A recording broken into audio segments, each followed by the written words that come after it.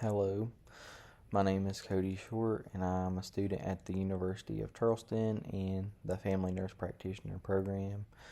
Today I will be presenting self as leader characterization. This presentation brings together the leadership class and helps myself identify the traits, skills, and different styles of leadership that I can use as a family nurse practitioner to be a successful leader of healthcare teams. This slide contains a brief narrative of my own leadership journey to this point. In 2020, I became a licensed practical nurse. I started working on a med-surg floor in a local hospital. There, I learned what bad leadership looked like and how it poorly affected the overall team performance. I then transferred to the emergency department in 2021. While working in the emergency department, I was able to learn from charge nurses and department managers that were great leaders, and it helped me understand what it means to be a good leader. In 2024, I graduated from the University of Charleston with my ADN, and about 6 months after graduation, I started receiving charge shifts. I am now a full-time charge nurse on day shift, and every day I am tasked with leading a team of 7 to 10 nurses and 2 to 3 techs. A notable story that comes to mind is when I was in charge of the department. We were very short-staffed, and throughout the shift we were getting multiple trauma patients, and I was able to shift nurses and guide them throughout the shift to provide a safe environment for both the patients and the staff. At the end of the shift, one of my peers commented on my leadership throughout the shift, and they stated they were glad I was the one in charge, because if it was another nurse, the day would not have went as smooth. Leadership traits are important to identify early because they lay the foundation for how an individual will lead a group. The two traits that I most identify with are the referent and knowledge powers. Referent power is identified by the use of charisma, personal connections, and trust, while knowledge power relies on specialized skills and expertise regarding issues the team faces. Referent and knowledge power are both important traits for leaders to develop. These traits allow individuals to gain the trust of the group and allow the leader to influence the team to improve outcomes. 3 other traits that I possess are accountability, self-awareness, and integrity. The core foundation of effective leadership is integrity. Leaders that hold themselves accountable for their own actions can lead by example. I also feel it is important that leaders be self-aware of their own strengths and weaknesses.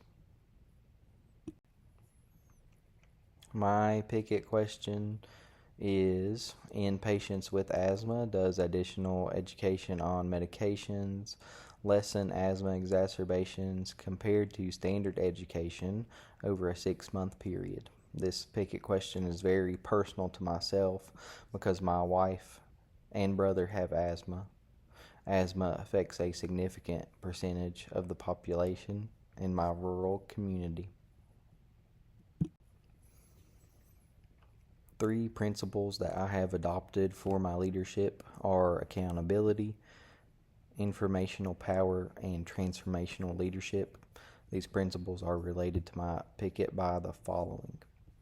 In order to hold the patient accountable for taking medications as prescribed, the prescriber must first demonstrate accountability to the patient. This can be done by keeping appointments and responding to patients promptly. Informational power describes the influence of a group or individual by controlling access or knowledge of information that others need. I can use informational power to influence patients in my picket by providing the needed information in order for them to follow the care plan. Another important principle in relation to my picket is transformational leadership. Transformational leadership inspires team members to reach higher levels of performance using a shared vision and strong values to produce positive change rather than using strict rules or simple rewards.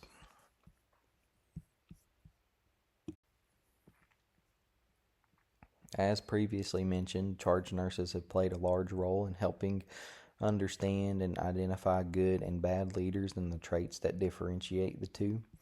The charge nurses and manager of the med-surg floor that I initially worked on were often rude and demanding. They were also not held accountable for their own actions, but were quick to judge and discipline the team members. There are two family nurse practitioners in the emergency department that have largely influenced my leadership. They are both highly skilled and trained and have developed their knowledge power to influence team members greatly. When they are leading a team, it is highly likely the patient will have a good outcome. There is also a physician that I work closely with that has influenced my personal leadership style. This physician is the head of the emergency department. He stands up for his team and consistently provides improvement to the department to help improve patient care. I have 3 goals for my future leadership roles. These goals are the main reasons that I have developed and continued my education throughout my nursing career. The first goal is to create a positive work environment. A positive work environment provides a boost of confidence and energy to healthcare providers, while a negative work environment can negatively impact patient care. My next goal is to improve patient satisfaction. It seems that providers in my work area are the source of poor patient experiences, and this results in other team members providing suboptimal emotional care to patients and families. As a leader of a healthcare team, I hope to influence others to provide emotional support for patients to improve patient satisfaction. And the final goal is to provide patients with a higher quality of care. Most providers I work with are travel providers that move from one assignment to the next and do not care about the population and community they are treating. Being from this area, I hope to stay local and improve the care that this population receives. Criterion 4.H has greatly helped my leadership. The NP faculty evaluate student clinical experiences in each clinical course. This criterion allows for the faculty to evaluate each clinical experience to ensure the student is obtaining maximum education for each clinical rotation.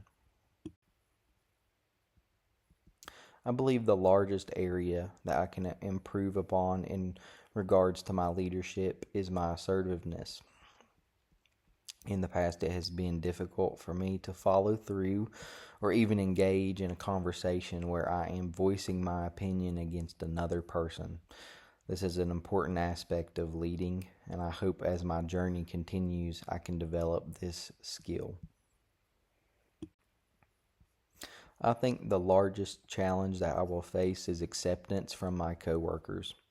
I will be moving from a role as a staff nurse into the role of a provider in the emergency department.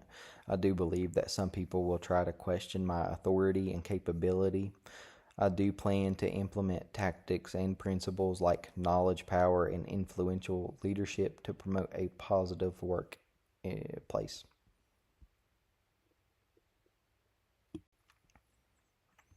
In conclusion, this class has helped me understand leadership in healthcare. During this class, I have been given opportunity to develop my leadership skills and traits to become a better leader. I will continue to look at my influencers to help myself further gain skills needed to become a better leader. I look forward to using these new skills and understanding of leadership in my new role as a nurse practitioner. That will conclude my presentation of my self-leadership characterization. The following slide is my references used. Again, thank you for listening.